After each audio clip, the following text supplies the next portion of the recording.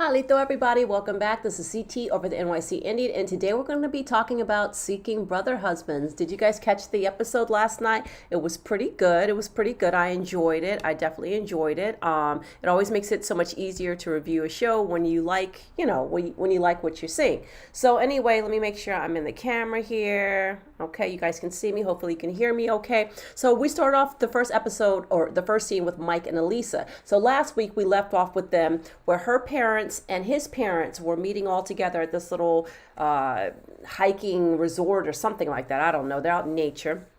And his mom is dead set against this marriage, or at least this aspect of their marriage, we should say. So, and the mom, she's still salty because basically, listen, Elisa cheated on him, right? She cheated on Mike, and he forgave her. Now, she said later on that she was going to be able to get over that. She wasn't going to hold that against her or anything like that. But, that's still your child, right? Somebody cheats on your child. There's no way you ever like totally, completely forgive that person. I wouldn't anyway. Let me speak for myself. So, and she says that she feels as though, why they keep saying like, Mike's like, no, but I'm happy. This is what I want. This is my choice. And, I'm basically tired of having to prove to all of you guys all the time that, that I'm not lying, that this is really what I want. So, I feel as though like I had to sit back in my chair for a minute on this one because I'm thinking to myself now, he does not come across to me as someone who is really interested in this kind of lifestyle, right? And it seems like he's more on a campaign to try and convince people that it's not just her pushing it on him. She seems disconnected from him. She seems like she doesn't even like him very much. I mean, I don't understand how this is supposed to be some sort of brother husband situation, right? Now, then he brings up kids. And why did he do that? Because she was like, wait a minute. I told you I didn't want to have any children. He was like, but we kind of revisit. She's like, nope, no kids. I don't want that. Basically, she just wants to, you know, perpetually date and not, she's not looking for a family sort of aspect. She's just looking to like, I don't understand why even be married? She should just divorce him and just be a single polyamorous and when I say single, like a not married polyamorous person. She doesn't even seem into him like that. And he's so like, I don't know what's going on with him either. Like how, has he assessed his own sexuality? Like what's going on with that? We need a little bit more background information on him. But anyway, he makes it clear that he wants children. And then he kind of backs down because she basically bit his head off in front of everybody, right? And she's like, we're supposed to be presenting this united front. The whole point of this trip is to get your mom kind of more on our side and to kind of understand the dynamic and stuff like that. No, you want her to understand your dynamic. He is not interested in that. And his mother, being his mother, knows her son. She knows that he's not into it either. So now he's like, oh, what did I do? He's trying to backpedal and stuff. So now we go to Kenya and Carl, and they're out linen shopping for Tiger. Isn't that romantic to take your husband to go shop for your other husband? Oh, hi, Barbara. How are you? Oh, from BC. I haven't seen you in a while, Barbara. Good to see you. Thank you for joining in. Did you catch that nonsense last night, girl? That was crazy. That was so crazy. And, as they're linen shopping, Carl is being the advocate for Tiger because Tiger's put in the work, right? Tiger's been around for 10 years, basically. And, Kenya's still trying to get her own bedroom. Like, it is so funny, like, what people like, what they aspire to have like in a relationship, right? I've never heard a woman just be working so hard. It's almost like she's trying to get a new job or she's like trying to, finish grad school. She's like actively working on getting her own room. This is Kenny, she's like the little boss lady of all of this, right? Because she's literally made a business out of this and she don't give two dams, right? So, but yeah, it was nutty, right? It was definitely a nutty episode.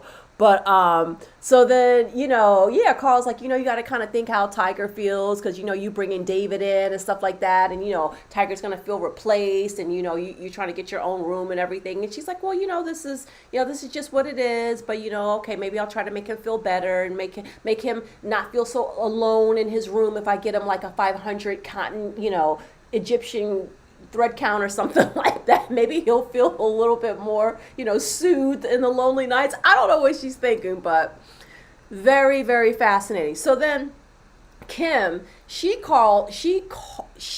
calls her brother, right?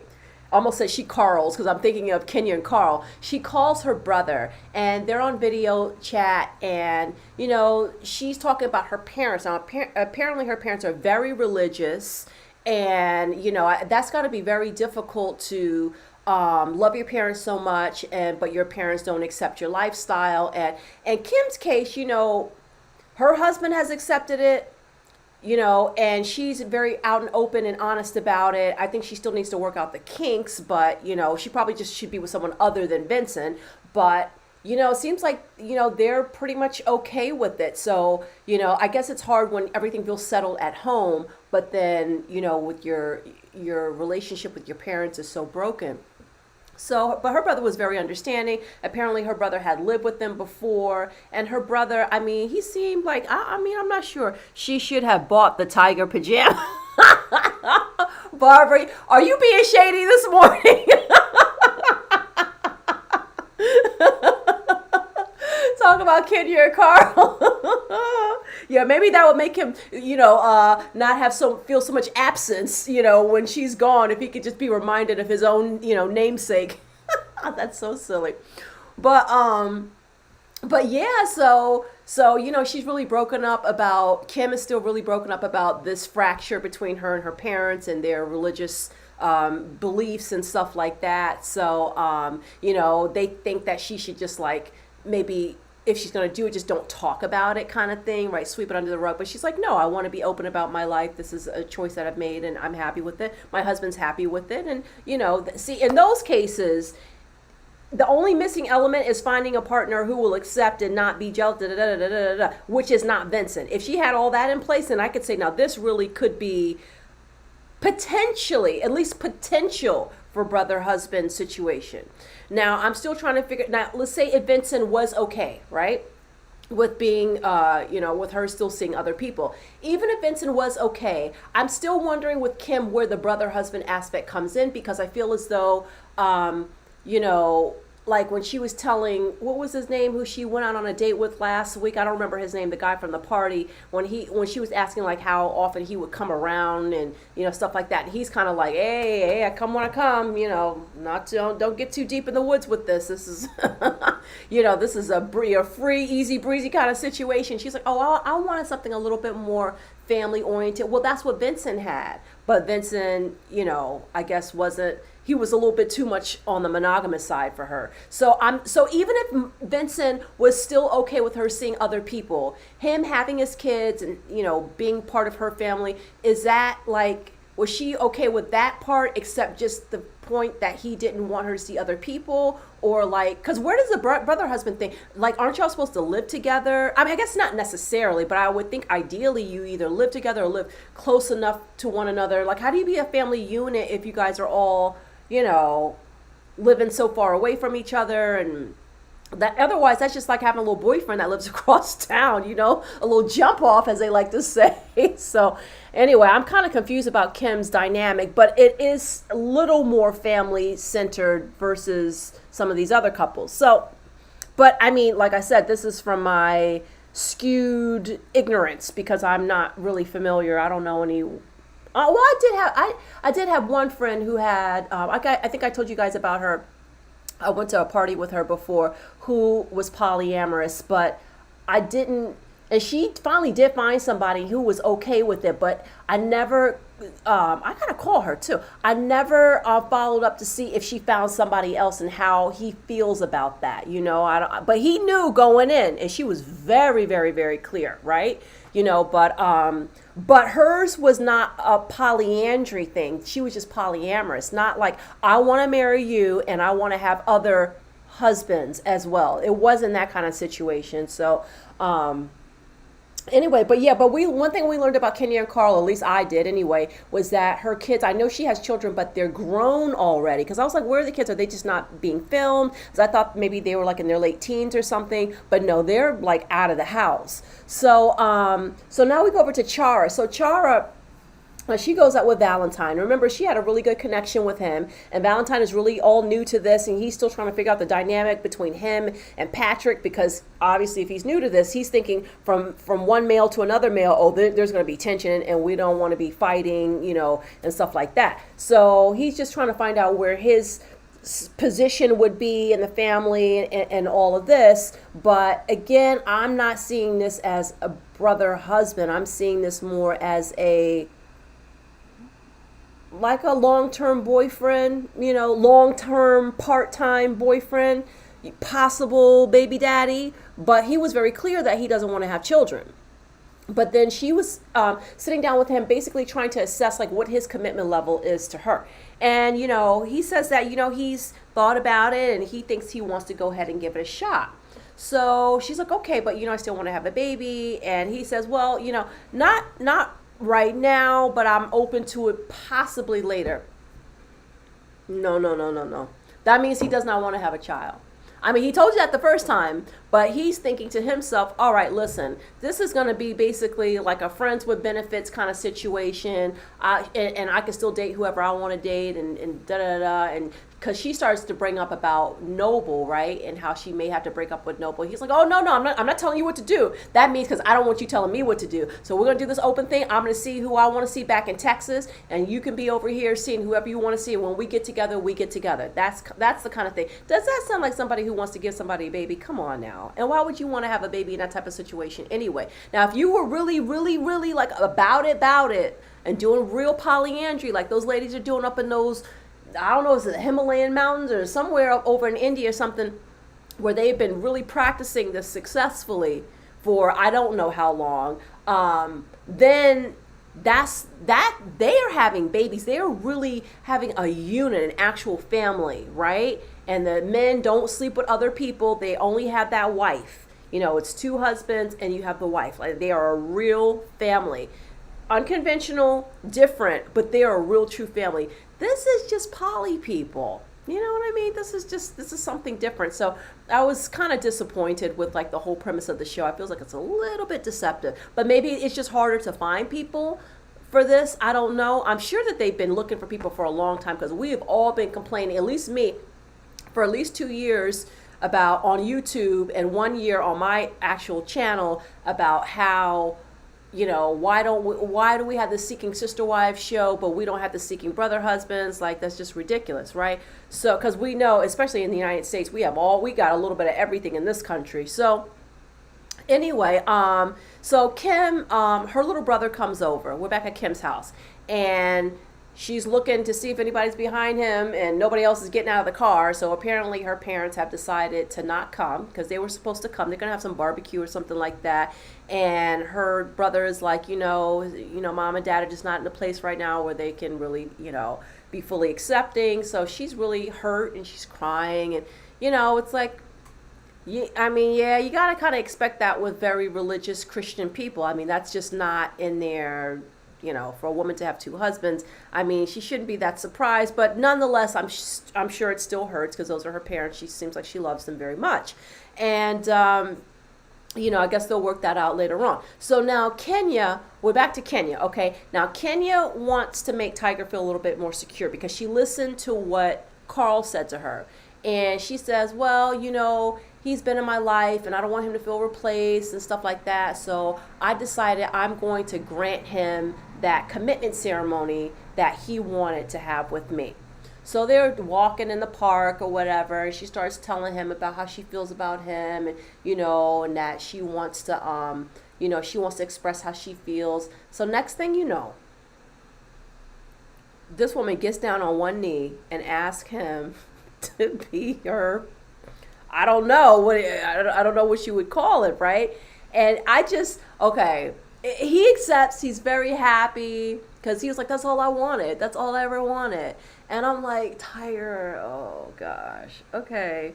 I just don't, if Tiger is feeling replaced, this commitment ceremony is only a band-aid. She's got her brand new little boy toy, well, not brand new, but her recycled boy toy from back in the day, David, who she had a hot and steamy relationship with. Of course, she's going to be spending all her time with him because she already feels as though Tiger's not giving her enough. And, she probably just like has, some people, their drives are high, let's just say that, and they kind of need like a lot of frequency.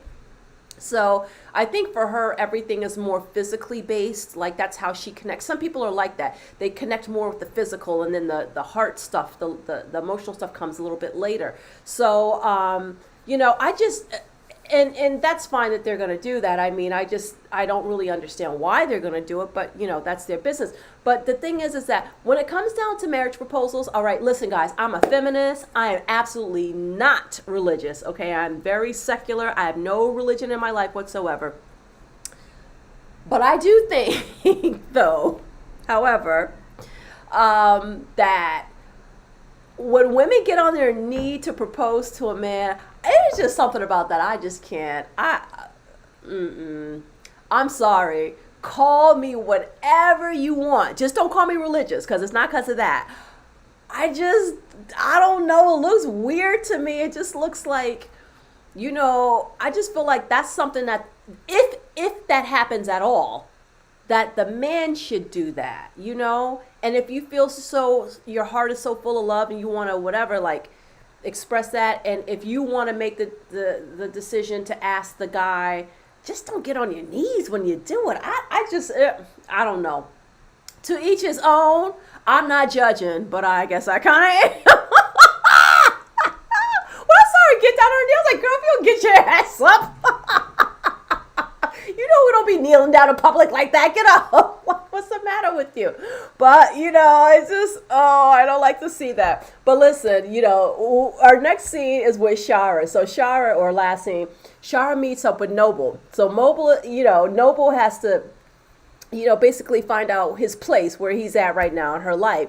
And she lets him know that she's moved on and met somebody else. And I didn't know he was a comic book writer or illustrator, something along those lines, as that's where they met up at, like in his little environment and stuff. And he's basically, she's letting him know that he is basically getting swapped out, because he said, I didn't know I was going to get swapped out. And she's like, it's not that. And Shara, her heart really did hurt. She felt bad that she had to let him go, but I think Shara, her heart is so soft. Like, I don't really know if she's quite, I don't want to say she's not quite built for this, but I feel like Shara. Okay, let me take this back. Let me clarify my position on this. I think that Shara is ideal to be in a polyandrous relationship. I think that if Patrick would get on board with them having maybe a bigger house, and she brought someone in who was financially stable, someone who was okay having a child with her, I think that this could work. Because Patrick seems like he's really okay with her having another spouse. I mean, I really think her and Kim, if they could work out the kinks, that could be a very polyandrous sort of relationship. They could really have brother husbands. So I don't know. We'll see what's going to happen. I mean, Noble wasn't too happy with it. He says he's not going to keep in contact with her, but, maybe they'll circle back around, in a couple of years or something like that. But I think Shara and Kim will be good follow-ups, because next week, when I say follow-ups, I mean for the next season, if it does get renewed, in fact, for another season. But next week is going to be the season finale already. I mean, that was only episode, did I write it down somewhere? I didn't even write it down. I think that was like episode 5 or 6. It wasn't, that wasn't like a very long season, but this is kind of like the introduction, and if they pick it up, then they'll be like Sister Wives, right? Or Seeking Sister Wives, where you get like a full season. So fingers crossed. I really want to see what happens with Shara. I mean, she's older and she wants to have a baby, and I want to say older, I mean fertility wise, she's a little bit older. So I'm really, really curious about this. So Fingers crossed, guys. So I will catch up with you next week so we can watch our season finale and talk about that, discuss that, take notes. I will see you on Thursday for Married at First Sight. That's gonna get good. I think it's getting juicy as we get towards the end. And I will see you on Saturday for Love After Lockup. I do owe you guys a Love After Lockup episode from this past Saturday. I'll be uploading that within the next couple of days. Please make sure that you subscribe so that you know when I go live, because I usually just go live, right? Usually in the mornings, but it could be any time. So make sure you have on your notifications. You can only do that if you've subscribed, and hit the like button if you did enjoy it. Share it with the friends, stuff like that. I'd appreciate it. Thank you. Take care, stay safe, and che pisa lacho.